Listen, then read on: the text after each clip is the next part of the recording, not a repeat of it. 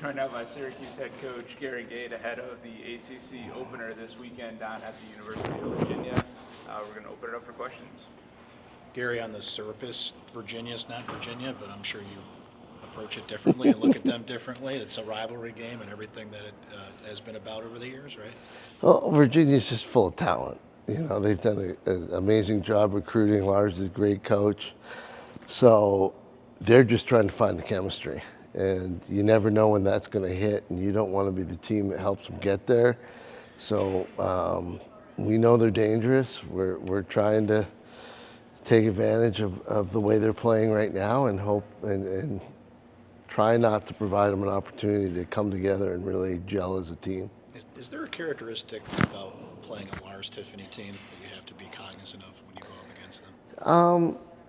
Well, they were just, you know, so good in the past, and you know, they didn't lose these types of games that they've been losing, and you have to be ready to execute at the highest level and be able to keep up with them. And then we were lucky we did that last year, but it took a 3-goal run at the end to get over the hump, and we got lucky. You know, we worked hard to get there, but we made plays when we needed, made adjustments, and you know, we're trying to prepare for all the same sorts of things again this year, and that's being ready to make an adjustment if they do something or shut someone down or take us out of what we want to do, that we have the chess move to combat that. Have you noticed anything different about Virginia's offensive scheme without having guys like Hunter Schellenberger, Peyton Cormier anymore? Well, offense is really a lot about chemistry and ball movement, and you're just not seeing what you saw last year. You know, they were so dynamic, and they played with each other for so long that they were just really, really good. And now you're not seeing that chemistry, you know, amongst the offense. So you don't want to be the D that creates the chemistry. So you got to, hopefully we got a game plan that'll will limit their opportunities to get consistent and get in a flow. On the flip side, how do you feel like you guys' offensive chemistry has grown up to this point this season? You know, I think, you know, it's going well so far. Realistically, I think, you know, the Maryland game was the only game that we really, when we needed goals, we didn't get them. Obviously, the other loss we had, I thought that was more of not getting stops than scoring. So, you know, I think we're coming together. We get a 4-game win streak, and guys are you know their roles, and they're executing at a pretty high level. Coach, for you, how do you guys take advantage with Virginia's main faceoff guy being out, and just how dominant John Mullen's been as of late? You know what? Everybody's got talent, you know, backups, that sort of thing. You know, we're challenging John Mullen to win the faceoff, but you know, one of our focus points is let's maintain possession. Let's reduce our turnovers after the faceoff. So that's a focus. He's just going to go out and do what he does every day, and that's compete and try and be the best and win every faceoff and make plays. So that's all we're asking him to do, no matter who we're up against. And then for you guys, does anything change heading into the first game of ACC play? No, nothing changed. It's just Syracuse Lacrosse. Here we go. What's the preparation like now, Coach, that with the schedule, now you guys have one game every week. How does that change your preparation for a game, or how you approach It hasn't changed it for the games that we've had a full week. We have a typical practice weekly schedule that we go through, and you know, it starts when we finish a game on a Saturday. We kind of wrap it up on Sunday and start planning Sunday for Monday, and it goes from there.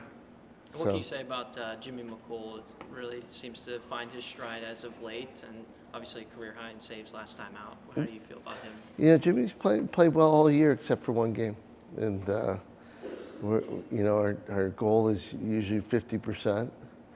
You know, and you asked me before if I had a goal is 50%. Well, that's good. You know, he's more like 60%, which is great. We love that. We want, you know, if we get that, we really have a chance to win most games. So you get that and the face-offs combined and finish and the stops and everything's there. Gary, I know it's only half a season of data, but do you see face-offs being more efficient? Do you think the rules or changes are working, or generally how do you Yeah, I think there's. I think the face-off's pretty quick in and out. There's not as many calls as there has been. I think there's not. So I think that has helped the position, and I don't think anybody's been incredibly crazy. You know, the number one guy in the country, we played in Vermont. We went 50% with him, or just around there, or just over there, and that's pretty good. So, I think, the face-off's in a pretty good spot right now. I don't think we're going to be talking about it at the end of the year as a possible rules change, but we'll see. I hope not. What gives John an edge at the face-off X? Is it just his preparation, or just how quick he is to the? He's very quick. He's incredibly strong, and he's athletic. So he's got a great combination: size, strength, speed. He's kind of got it all. What's the biggest thing you've learned about your team 9 games in that you've been preaching ahead of this final stretch here? It's just stay consistent, know your role, execute at a high level, trust each other, and go out and have some fun and make some plays. Gary, how have you viewed how Riley has kind of led the defense? It's almost like he's doing it efficiently and quietly, just kind of, he's always drawn one of the top talents on the other side, but maybe Billy's a little more, out there, he's scoring goals and doing everything, but Riley's kind of doing it Riley's efficiently. our number one cover guy, so he's done a great job on covering some of the top offensive players in the country, and he shut them down. He's been quietly, because no one's really talking about it, but he's done a great job, and hopefully by the end of the year they'll be talking about him. Coach, you mentioned how it's important to not fall into the trap of letting Virginia get that chemistry back and turn into that. But on your side of things, how important is it to get this win, knowing the contest that you have lined up against Notre Dame? I'm looking at these as it's just an awesome opportunity in front of us. We got a chance to go out and do what we need to do to. And if you're going to compete and go to Final Fours, win championships, you got to win some of these games. You got to you got to learn from them if you don't.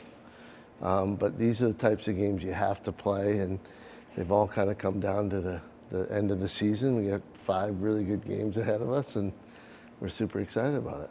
What's something execution-wise that you'd like to see on the field? Specifically, 1 or 2 things that you could see and feel comfortable, like, you know what, we're in a good spot if this thing goes our way, if the guys are playing a certain way.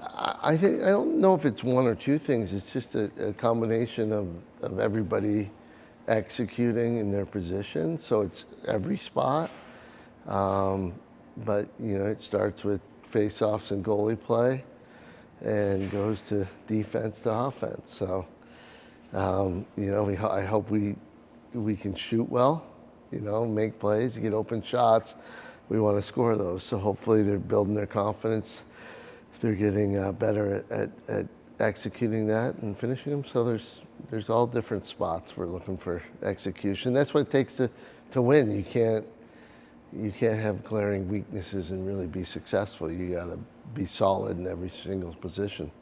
Final question. Gary, other leagues have certainly grown in stature and other teams are doing well. It feels like the ACC is still the best lacrosse league out there. Would you agree with that? Yeah, we're the smallest too. So, but